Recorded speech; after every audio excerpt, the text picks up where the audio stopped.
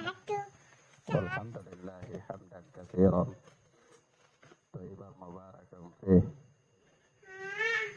كما يحب ربنا ويرضى. أشهد أن لا إله إلا الله وحده لا شريك له وأشهد أن محمدا عبده ورسوله صلى الله عليه وعلى آله وأصحابه ومن تبعهم بإحسان إلى يوم الدين.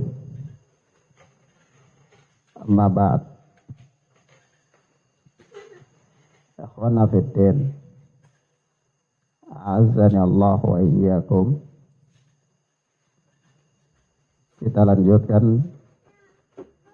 pelajaran kita dengan kitab Riyadhus Shalihin oleh Al-Imam Abu Zakaria Muhyiddin Yahya bin Syaraf An-Nawawi rahimana wa rahimahullah. Kita sampai pada hadis yang ke-215 berdasarkan cetakan yang ada pada anak.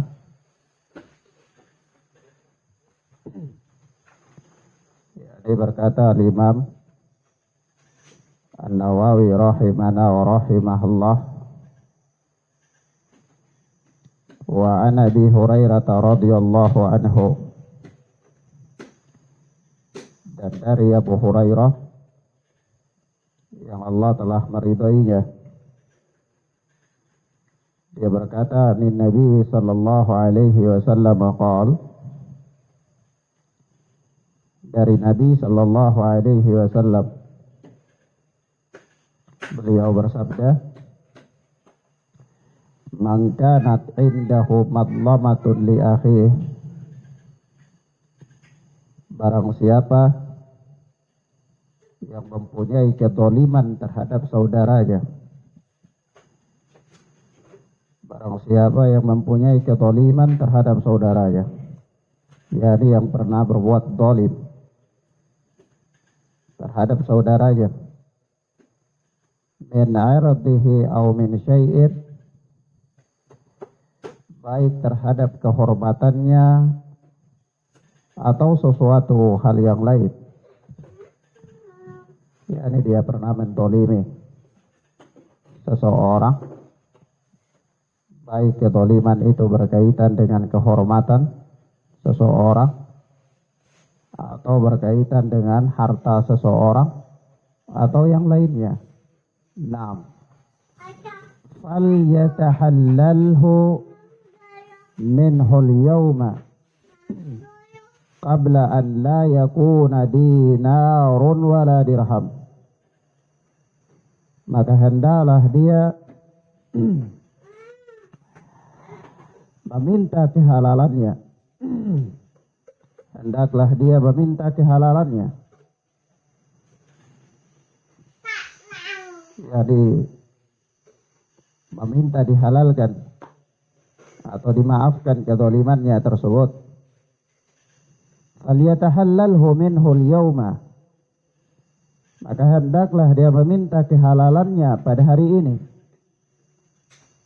Meminta maaf pada hari ini. Qabla an la yakuna dinarun wala dirhamun, sebelum tidak lagi bermanfaat dinar dan dirham. Sebelum datang masa di mana dinar dan dirham tidak lagi bermanfaat. In kana lahu amalun salih, in kana lahu amalun salih, sehingga jika dia mempunyai amal saleh, orang yang berbuat zalim ini mempunyai amal saleh, ukhidha minhu ma biqadri madlamatih, maka akan diambil amalan solehnya itu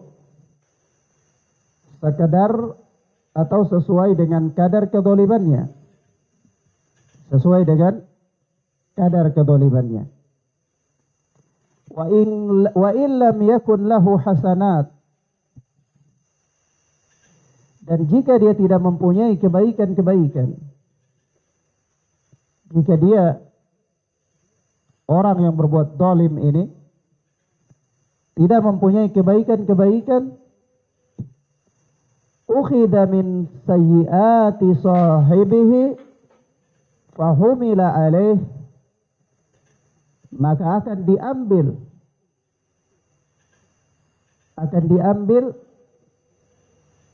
kejelekan-kejelekan atau kejahatan-kejahatan dari orang yang terdolimi tersebut, fahumila alaih, lalu dibebankan kepadanya, dibebankan kepada orang yang berbuat dolim itu. Nah, kata Imam Nawawi, rawahul Bukhari,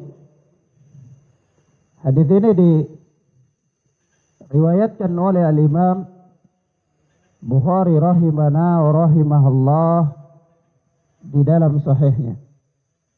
Nah, di sini ayyuhal ikhwan wa akhwat, di dalam hadis yang mulia ini,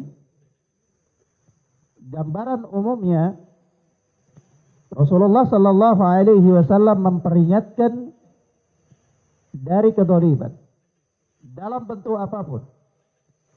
Sehingga seorang yang mempunyai kedzaliman atau pernah mendolimi orang lain, dia harus sesegera mungkin untuk meminta kehalalan, meminta maaf. Apakah kedzaliman yang dia lakukan itu berkaitan dengan harta? Kedzaliman yang dia lakukan itu berkaitan dengan harga diri? Atau kedzaliman yang dia lakukan itu berkaitan dengan sesuatu yang lainnya? Ya. Nah, kenapa? Ya karena nanti datang suatu masa di mana dinar dan dirham tidak bermanfaat. yakni ketika hari kiamat. Ketika hari kiamat.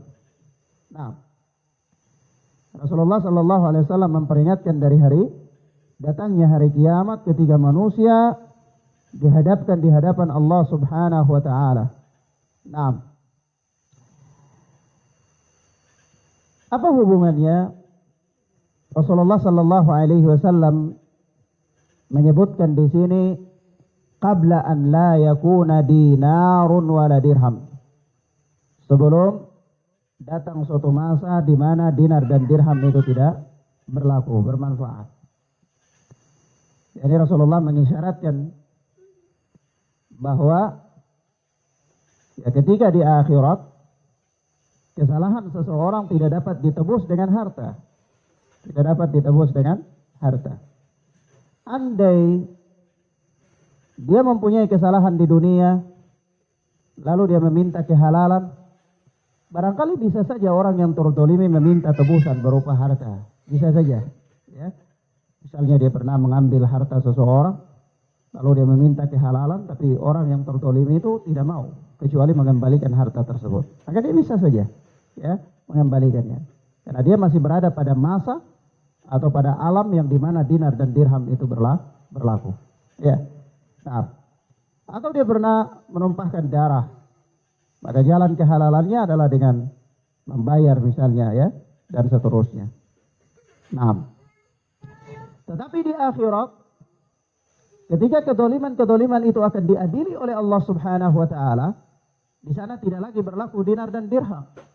Nah, inilah maksud dari peringatan Rasulullah sallallahu alaihi wasallam. Nah, kemudian Rasulullah sallallahu alaihi wasallam menggambarkan kepada kita bagaimana bahayanya kedzaliman itu.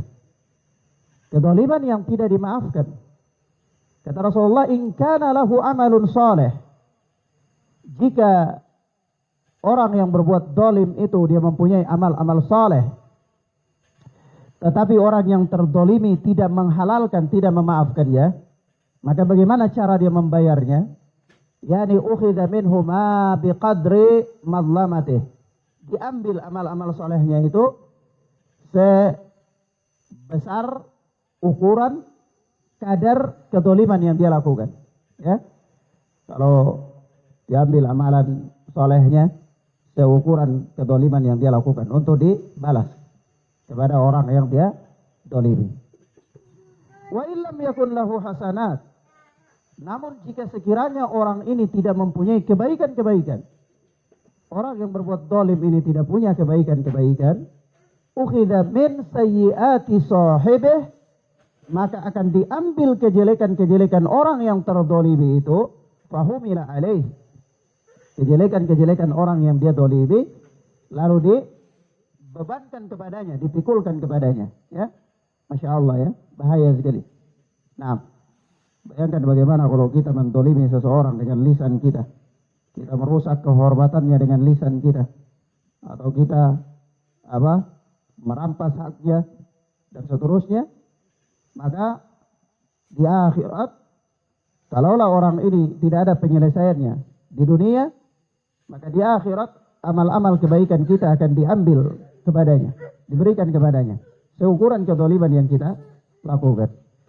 Tapi kalau sekiranya kita tidak punya kebaikan-kebaikan, maka kejelekan-kejelekan orang yang kita dolimi itu akan dipikulkan kepada kita. Dipikulkan kepada kita.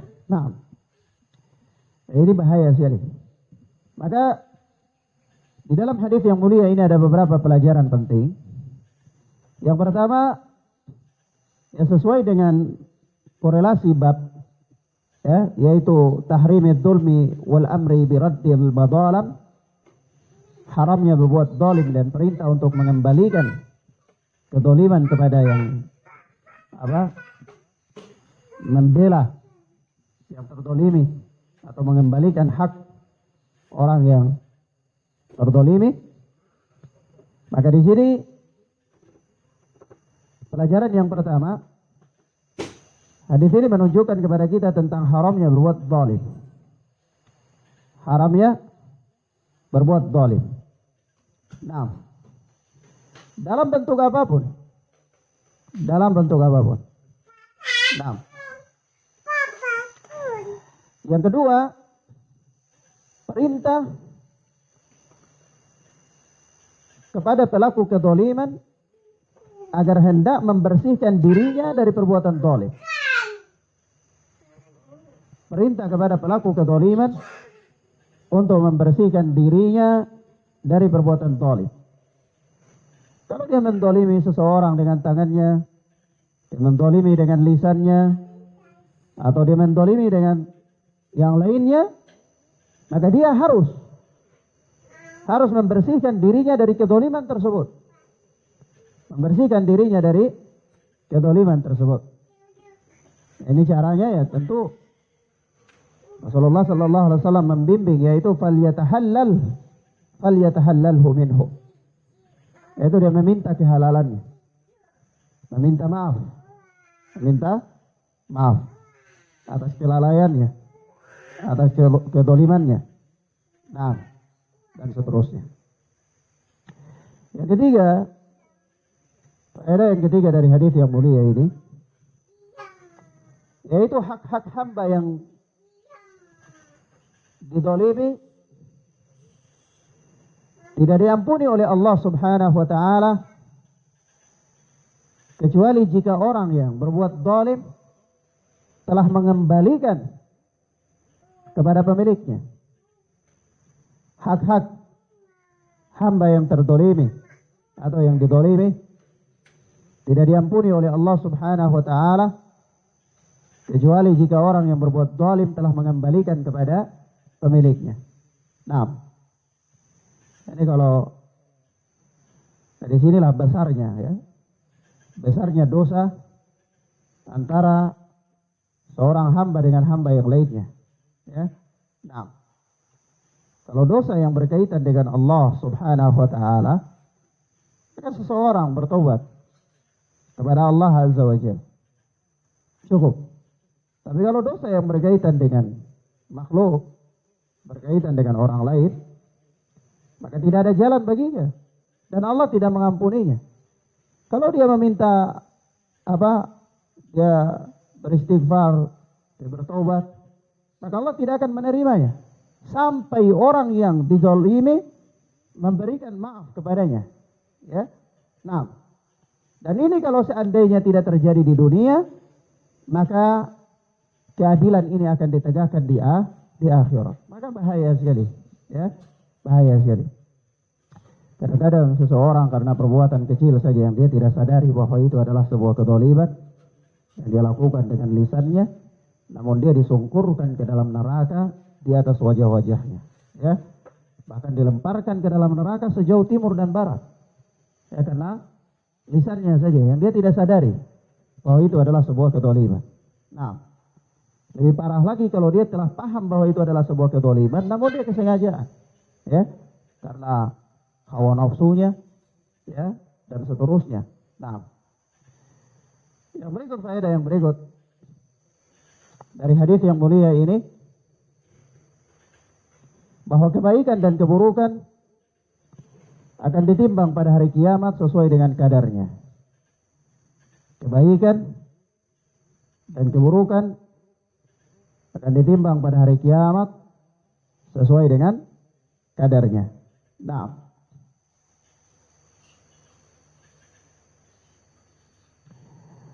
yang berikut, faedah yang berikut dari hadis yang mulia ini, bahwa dinar dan dirham,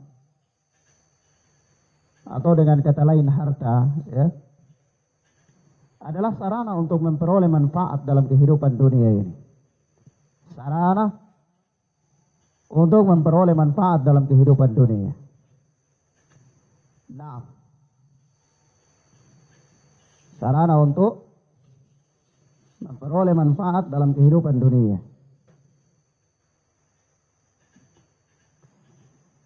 Sehingga harta seseorang itu bisa saja bermanfaat baginya dalam kehidupan dunia. Tetapi belum tentu dia mendapatkan manfaat dengan hartanya itu dalam kehidupan akhirat. Ya. Nah, ya kenapa? Karena pada hari akhirat atau dalam kehidupan akhirat yang bermanfaat hanyalah amal saleh. Hanyalah amal saleh. Maka dari situ Rasulullah sallallahu alaihi wasallam menyatakan, yakni qabla an la yakuna dinarun wala dirham. Sebelum datang suatu masa di mana dinar dan dirham itu tidak berlaku. Nah, karena di akhirat harta benda, kekayaan seseorang tidak bermanfaat baginya, ya, kecuali amal-amal saleh. Maka Allah Subhanahu wa taala berfirman, "Yauma la yanfa'u malun wala banun illa man atallaha biqalbin salim." Hari tatkala harta dan anak-anak seseorang tidak bermanfaat baginya kecuali orang-orang yang datang menghadap Allah Azza wa Jal dengan hati yang terselamatkan. Maka yauma la yanfa'u malun wala banun. Hari tatkala harta dan anak-anak la yanfa', tidak bermanfaat. Inilah yang diisyaratkan oleh Rasulullah qabla an la yakuna dinarun wala dirhamun. Ya. Masa di mana dinar dan dirham itu tidak berlaku, yakni tidak bermanfaat. Nah, baik. Selanjutnya berkata Imam An-Nawawi rahimana wa rahimahullah,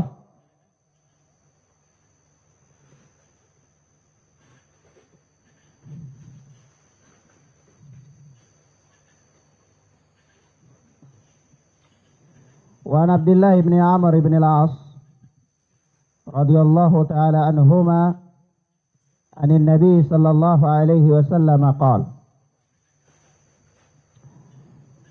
dan dari Abdullah bin Amr bin As yang Allah telah meridai beliau dan bapaknya, dia berkata, anin Nabi sallallahu alaihi wasallam qala, dari Nabi sallallahu alaihi wasallam bahwa beliau bersabda. Nabi sallallahu alaihi wasallam bersabda. Abdullah bin Amr bin As ini beliau dan bapaknya adalah sahabat. Abdullah bin Amr adalah sahabat, Amr bin As adalah sahabat. Jadi dia dan bapaknya adalah sahabat Nabi sallallahu alaihi wa alihi wasallam. Nah, dia berkata dari Nabi sallallahu alaihi wasallam, dari Nabi sallallahu alaihi wa alihi wasallam qala, beliau bersabda, al-muslimu man salima al-muslimuna min lisanihi wa yadihi. Orang muslim adalah orang yang orang-orang muslim lainnya selamat dari gangguan lisan dan tangannya.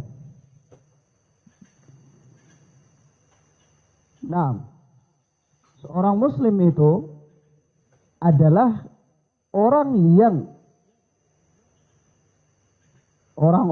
orang muslim yang orang-orang lain, yang kaum muslimin lain selamat dari gangguan lisan dan tangannya. Wal muhajiru man hajara manahallahu anhu. Sedangkan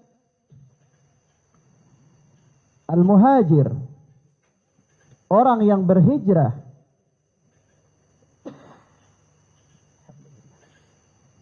sedangkan orang yang berhijrah adalah man hajara ma nahallahu anhu,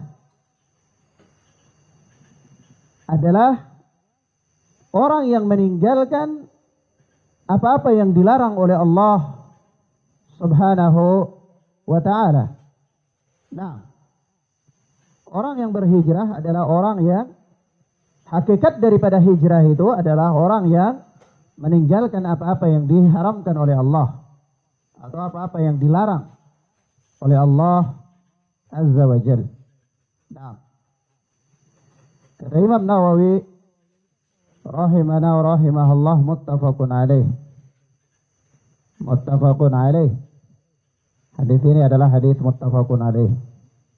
Hadis yang dikeluarkan dan disepakati kesahihannya oleh Al-Imam Bukhari dan Muslim rahimana wa rahimahullah dalam sahih keduanya. Nah,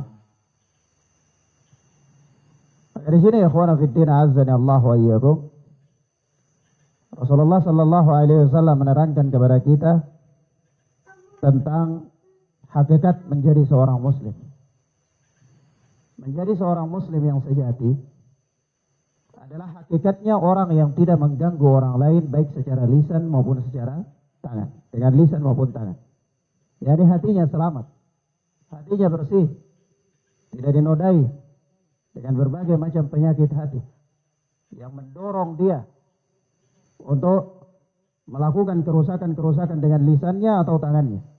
Nah, karena hati itu adalah rajanya anggota tubuh. Ya, seorang dia bisa berucap dengan ucapan-ucapan yang buruk karena memang hatinya memang lagi dongkol, ya, hatinya lagi tidak baik. Makanya dia melahirkan dalam bentuk ucapan, sehingga lisannya bisa mengganggu orang lain. Begitu pula tangannya bisa mengganggu orang lain karena memang dikontrol oleh hatinya, karena hatinya lagi tidak baik terhadap orang tersebut. Maka intinya seorang muslim adalah orang yang bisa menjaga keselamatan hatinya, sehingga dia tidak keluar menjadi orang yang mengganggu orang lain baik dengan lisan maupun dengan tangan. Inilah hakikatnya seorang muslim. Hakikatnya seorang muslim, yaitu orang yang terhindar darinya atau tidak mendapatkan gangguan lisan maupun gangguan tangan. Adapun muhajir, orang yang berhijrah, ya, pada asalnya hijrah itu adalah berpindah dari negeri kafir ke negeri muslim untuk menyelamatkan agama dan akhlak seseorang. Tetapi hakikat hijrah ini kemudian lebih luas. Yang Rasulullah sallallahu alaihi wasallam menyatakan di sini, wal muhajir man hajara manahallahu anhu. Orang yang berhijrah itu adalah orang yang meninggalkan apa-apa yang dilarang oleh Allah Subhanahu wa ta'ala. Kadang-kadang kita dengar, ya, ada orang mengatakan bahwasanya, ya, alhamdulillah ini kawan kita ini sudah berhijrah, ya, sudah berhijrah. Maksudnya bukan dia berpindah dari negeri kafir ke negeri muslim, tapi apa? dia telah meninggalkan perbuatan-perbuatan yang diharamkan oleh Allah kepada perbuatan-perbuatan yang baik. Walaupun mungkin belum sempurna, ya. Dia berhijrah pada satu sisi, walaupun sisi yang lain mungkin belum, ya. Dia berhijrah dari sisi penampilan barangkali. Kemudian dia berhijrah dari sisi akhlak. Kemudian dia berhijrah dari sisi amalan. Praktek-praktek syirik dia tinggalkan. Praktek-praktek bid'ah dia tinggalkan, ya, dan seterusnya. Nah, maka di sini di dalam hadis yang mulia ini ada beberapa faedah penting. Beberapa faedah penting. Yang pertama, sebaik-baik muslim dan sesempurna-sempurnanya seorang mukmin adalah orang yang menunaikan hak-hak Allah dan hak-hak kaum muslimin. Orang yang menunaikan hak-hak Allah dan menunaikan hak-hak kaum muslimin. Ya, hak-hak kaum muslimin, ya, ini tidak mengganggu mereka, ya. Sebagaimana kita tahu, ya, seorang muslim atas muslim yang lain itu mempunyai hak-hak, ya. Jangan ditolimi, jangan khianati, kemudian jangan dilanggar hak-haknya, ya, dan seterusnya dari hak-hak seorang muslim. Maka sebaik-baik seorang muslim dan sesempurna-sempurnanya seorang mukmin adalah orang yang menunaikan hak-hak Allah dan menunaikan hak-hak kaum muslimin. Nah, yang kedua, faedah yang kedua dari hadis yang mulia ini bahwa perbuatan zalim itu bisa terjadi berupa ucapan maupun perbuatan. Jadi kezaliman itu bukan hanya terjadi dari perbuatan, ya, bukan hanya karena dia merampas hak orang lain, dia memukul atau dia membunuh, ya, dan seterusnya. Tapi bisa terjadi juga dari lisan, bisa terjadi dari lisan. Misalnya dia melecehkan seseorang, dia menghina, dia merendahkannya, ya, dan seterusnya. Maka kezaliman, perbuatan zalim itu bisa terjadi dari lisan maupun dari perbuatan. Nah, yang ketiga, dalam hadis ini ada isyarat tentang kewajiban meninggalkan kemaksiatan dan menjalankan semua perintah Allah Subhanahu wa taala. Nah, meninggalkan kemaksiatan dan menjalankan semua perintah Allah.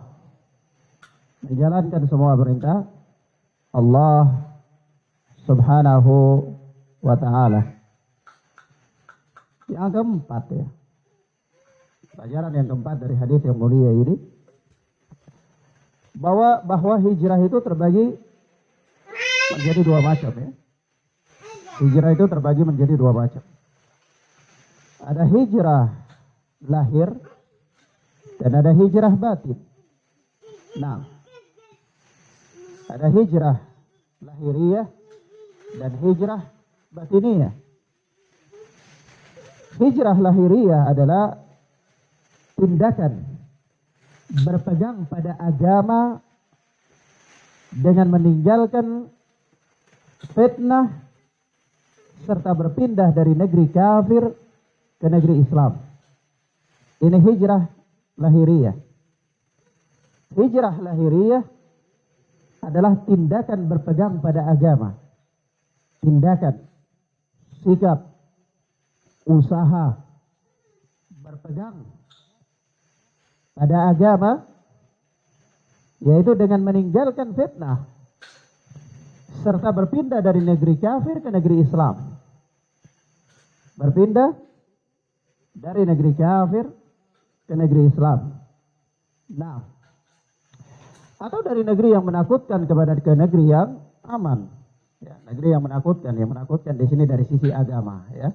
Agamanya tidak tentram, ya, tidak aman, agamanya terancam, ya. Ke negeri yang aman dan tentram, di mana dia bisa menjalankan agama di sana. Nah, ini hijrah lahiriah. Hijrah lahiriah. Adapun hijrah batiniyah atau hijrah batin adalah meninggalkan hawa nafsu dan syahwat. meninggalkan hawa nafsu dan syahwat, serta mengendalikan dan mengarahkannya untuk selalu taat kepada Allah Azza wa Jalla. Ya, mengendalikan hawa nafsu, meninggalkan hawa nafsu dan syahwat, serta mengendalikannya dan mengarahkannya untuk selalu taat kepada Allah Azza wa Jalla. Nah, jadi kita katakan bahwa hakikat hijrah itu terbagi menjadi dua. Ada hijrah batiniyah, ada hijrah lahiriyah. Hijrah lahiriyah adalah apa? Upaya usaha berpegang teguh pada agama, ya, dengan meninggalkan fitnah serta berpindah dari negeri kafir ke negeri Islam, atau negeri yang apa? Tidak aman, negeri yang menakutkan ke negeri yang aman dan tentram. Adapun hijrah batiniyah adalah meninggalkan hawa nafsu dan syahwat, meninggalkan hawa nafsu dan syahwat, serta mengendalikan dan mengarahkan hawa nafsu dan syahwat itu supaya taat kepada Allah Azza wa Jalla. Nah, kenapa ya ikhwan? Karena di antara manusia ada orang-orang yang memang mereka diberikan taufik oleh Allah, diberikan karunia, dirahmati oleh Allah Subhanahu wa taala, sehingga mereka mampu mengendalikan dan mengontrol hawa nafsu dan syahwat mereka untuk taat kepada Allah Azza wa Jalla. Hawa nafsunya, syahwatnya tunduk kepada syariat Allah Azza wa Jalla. Ya. Namun ada orang-orang yang mereka selalu memperturutkan hawa nafsunya. Setiap apa yang dikatakan oleh hawa nafsunya, setiap apa yang diperintahkan oleh hawa nafsunya, dia taati. Sadar atau tidak sadar. Dia selalu memperturut hawa nafsunya, keinginannya, syahwatnya. Maka dia jadikan syahwatnya, hawa nafsunya laksana Tuhan yang dia sembah, laksana perintah Allah Azza wa Jalla yang dia ibadahi. Sebab itu Allah Subhanahu wa taala berfirman, "Afara'aita man ittakhadha ilahahu hawa?" Tidakkah engkau melihat orang yang menjadikan hawa nafsunya sebagai ilah, sebagai sesembahan? Dia menjadikan apa? Hawa nafsunya sebagai sesembahan. Dia berturut semua kata hawa nafsunya. Sementara hawa nafsu manusia selalu memerintahkan kepada keburukan. Sebagaimana Allah Azza wa Jalla berfirman, "Inna nafsa la'ammaratun bisu'." Sesungguhnya hawa nafsu manusia itu benar-benar dia akan memerintahkan manusia kepada kejelekan. Perkara yang jelek. Nah, maka orang yang menjadikan hawa nafsunya itu seperti Tuhan, dia selalu berturut setiap keinginan syahwatnya, maka kata Allah Azza wa Jalla, wa adallallahu ala ilm. Dan Allah Subhanahu wa taala menyesatkan dia di atas ilmu. Wa khatama ala sam'ihi wa qalbihi.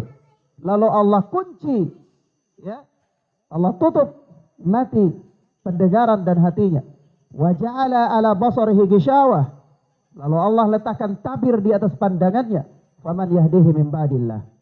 Kalau keadaannya sudah demikian, maka siapakah yang bisa memberikan dia hidayah setelah Allah Subhanahu wa taala mengabaikan dia? Allah Azza wa Jalla telah menyesatkan dia. Allah telah mengunci mati hatinya. Allah kunci mati pendengarannya. Allah letakkan di atas penglihatannya tabir, sehingga dia mempunyai mata tetapi dia tidak bisa melihat kebenaran. Dia mempunyai pendengaran tetapi dia tidak bisa mendengar kebenaran. Dia mempunyai apa? Hati tetapi dengannya dia tidak bisa berpikir. Nah, maka ini bahaya sekali. Maka sudah sepantasnya bagi seorang muslim, ya, untuk senantiasa dia berjuang untuk berhijrah secara batin. Ya, berjuang untuk menundukkan hawa nafsunya, syahwatnya, dan mengarahkannya untuk taat kepada Allah Azza wa Jal. Taat kepada Allah Azza wa Jal. Nah, selanjutnya berkata Imam An-Nawawi rahimana wa rahimahullah, wa anhu radhiyallahu anhu, dan darinya juga, yaitu dari Abdullah bin Amr bin As, yang Allah telah meridainya. Dia berkata, kana ala taqalin Nabi sallallahu alaihi wasallam rajulun yuqalu lahu Kirkirah famata. Faqala Rasulullah sallallahu alaihi wasallam huwa fin nar.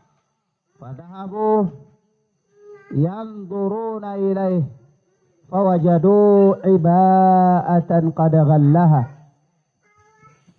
Kata Imam Nawawi rahimana wa rahimahullah, wa anhu radhiyallahu anhu, dan darinya yaitu Abdullah bin Amr bin As, yang Allah telah meridai beliau dan bapaknya.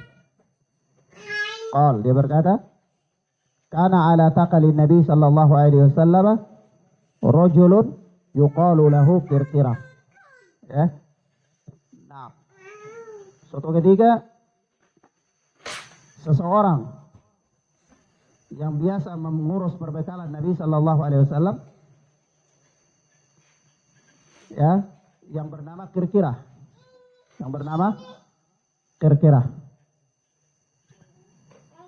Dia meninggal dunia. Famata. Maka dia meninggal dunia. Tiada seseorang, ya, seorang yang dia biasanya berat atas Nabi, ya, adalah berat atas Nabi sallallahu alaihi wasallam,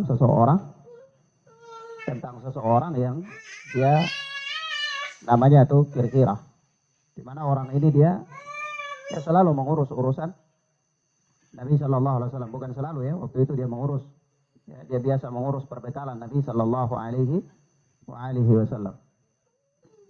Lalu dia mati. Kirkirah ini dia wafat. Nabi rasa berat terhadap keadaannya. Faqala Rasulullah sallallahu alaihi wasallam, maka Nabi sallallahu alaihi wasallam bersabda, huwa finnar. Dia berada di neraka. Orang ini masuk neraka. Ya, padahal secara zahir, ya, secara zahir kita lihat orang ini dia berbakti. Dia berkhidmat kepada Nabi sallallahu alaihi wasallam. Tapi apa kata Nabi? Huwa finnar. Dia di neraka. Tentu ucapan Nabi sallallahu alaihi wasallam ini bukan ijtihad Nabi, ya. Ini adalah wahyu. Wa ma yantiqu 'anil hawa in huwa illa wahyu yuha. Ya, Nabi sallallahu alaihi wasallam tidak berbicara menurut hawa nafsunya, melainkan berdasarkan wahyu yang Allah Subhanahu wa taala wahyukan kepadanya. Nah, dan dalam perkara surga dan neraka itu tidak bisa diijtihadkan, ya, karena ini merupakan hak mutlak Allah Subhanahu wa taala. Seseorang manusia tidak berhak, siapapun tidak berhak atas perkara itu. Tidak ada seorang pun. Maka Nabi ketika berbicara menetapkan bahwa si fulan di neraka atau si fulan di surga, itu adalah dengan wahyu. Adalah dengan apa? Dengan wahyu. Maka Kirkirah ini ketika dia wafat, Nabi sallallahu alaihi wasallam mengatakan huwa finnar. Dia di neraka. Ketika mendengarkan hal ini, fadhahabu yanzuruna ilaihi. Para sahabat mereka pergi melihatnya. Melihat keadaannya. Nah, fawajadu iba'atan qad ghallaha. Maka mereka ternyata mendapati ada iba'ah, kain mantel, ya, mantel bergaris-garis hitam, ya, yang dia kadagallaha,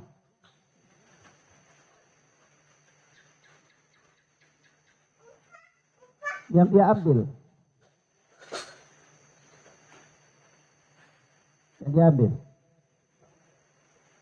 Diambil secara gulul, yakni secara khianat. Ya, katakanlah dia curi, ya. Dia curi. Jadi ghallah, yakni mantel ini harta rampasan perang. Jadi sebelum dibagi, dia sudah ambil duluan. Ya. Padahal kan mestinya dikumpulkan dulu kepada panglima, kemudian baru dibagi, ya. Tapi begitu dalam medan perang, orang ini dia dapatkan ini ada mantel, langsung diambil untuk dia begitu. Ya, nah diambil. Ternyata dia wafat, para sahabat pergi melihatnya dan mereka mendapati ini diambil. Ya, diambil secara rahasia, gulul, ya, dia curi dari harta rampasan perang yang belum dibagi. Nah, kata Imam Nawawi, rawahul Bukhari. Hadis ini diriwayatkan oleh Imam Bukhari rahimana wa rahimahullah di dalam sahihnya. Nah, maka ikhwan fillah azani Allah wa iyyakum, di dalam hadis yang mulia ini jelas sekali menunjukkan kepada kita tentang haramnya berkhianat dengan mengambil harta rampasan perang sebelum dibagi. Ya. Nah, haramnya berlaku khianat dengan mengambil harta rampasan perang sebelum dibagi. Maka dia melakukan suatu perbuatan yang haram. Maka begitu dia wafat dengan tindakannya tersebut, Rasulullah sallallahu alaihi wasallam mengatakan orang ini masuk neraka. Ya. Nah, orang ini masuk neraka. Jadi sedikit ataupun banyak. Ya, kita lihat di sini diambil satu mantel saja. Ya, bukan diambil satu gudang mantel. Ya. Nah, tapi satu saja. Ini menunjukkan bahwasanya perbuatan khianat dengan mengambil harta rampasan perang sebelum dibagi, banyak atau sedikit itu haram. Ya. Dia ambil satu peluru misalnya, tetap saja haram. Sama dengan dia ambil satu pucuk senjata misalnya, sama saja. Artinya dalam sisi perkara ini diharamkan. Perkara ini apa? Haramkan. Nanti kadar keharamannya besar dan kecil itu lain lagi pembahasannya ya. Nah, tetapi sedikit ataupun banyak haram. Bukan banyak haram, sedikit tidak haram begitu bukan ya. Nah, maka di sini apa? Menunjukkan kepada kita tentang haramnya perbuatan tersebut. Di sini kita beri catatan, walaupun perkara ini berkaitan dengan merampas atau mengambil harta rampasan perang sebelum dibagi, tetapi ini menunjukkan kepada kita tentang haramnya kedzaliman dalam semua hal. Dalam semua hal. Hanya saja konteksnya di sini berkaitan dengan harta rampasan perang sebelum dibagi. Nah, kemudian Anda berikan catatan bahwa kalau ditanyakan Ustaz, kok bisa ya ada orang yang hidup bersama dengan Rasulullah Sallallahu Alaihi Wasallam, kemudian dia berperang juga bersama Rasulullah Sallallahu Alaihi Wasallam, kemudian bahkan dia punya jasa-jasa yang di sini dia berkhidmat, ya, dan seterusnya. Tapi kok bisa dia lakukan tindakan tersebut? Dia lakukan tindakan pengkhianatan tersebut. Bahkan Rasulullah mengatakan huwa finnar, dia di neraka. Dia ini bukan sedang berperang melawan Nabi, tapi dia bersama Nabi Sallallahu Alaihi Wasallam. Ya. Nah, maka kita katakan bahwa di dalam perkara ini Nabi Sallallahu Alaihi Wasallam adalah utusan Allah Subhanahu Wa Taala yang menyampaikan wahyu saja. Menyampaikan jalan kebenaran, menerangkan jalan-jalan untuk seseorang itu diselamatkan oleh Allah, selamat, menerangkan jalan keselamatan. Fadzakir innama anta mudzakir, berikanlah peringatan karena Anda itu hanya seorang pemberi peringatan. Jadi Nabi Shallallahu Alaihi Wasallam atau keberadaan seseorang bersama Nabi bukan jaminan bahwa orang itu kemudian masuk surga, bukan? Ya, kenapa? Karena Nabi Shallallahu Alaihi Wasallam adalah orang yang diutus oleh Allah untuk menerangkan wahyu. Litubayyana linnas ma nuzila ilaihim. Nabi menjelaskan kepada manusia apa yang diturunkan kepada mereka. Ya. Nah, nanti soal dia mau terima dan dia tidak mau terima itu kembali kepada dianya. Kembali kepada dia. Jangan sampai kita berpikir, Ustaz orang bersama dengan Nabi tapi kok ada yang melakukan tindakan ini dan itu. Bahkan hanya bukan sebuah kesalahan saja, tapi bahkan sampai ada divonis oleh Nabi bahwa dia masuk neraka seperti Kirkirah ini. Ya. Nah, maka ini juga, permasalahan ini juga sama seperti permasalahan di pondok-pondok pesantren misalnya. Ketika orang masuk pondok pesantren atau ada santri-santri, terkadang orang-orang awam biasanya mengatakan bahwa ya orang-orang santri-santri atau lulusan pesantren, tapi kok orangnya jadi preman, orangnya jadi ini dan jadi itu. Maka kita katakan bahwa pesantren itu bukan tempat untuk mencetak tiket ke surga, bukan. Ya. Tapi pesantren itu adalah jalan untuk menunjuki seseorang jalan untuk masuk surga. Nanti orang itu mau menempuh jalan tersebut atau tidak, ya kembali kepada santrinya. Kembali kepada santrinya. Maka ada santri yang memang dia melihat jalan-jalan itu baik, lalu dia berpegang teguh dengannya sehingga dia masuk surga, dengan dia diselamatkan oleh Allah, dengan amal-amal yang dia lakukan. Ada santri yang memang gak mau, enggan untuk menempuh jalan tersebut, maka binasalah dia. Ya.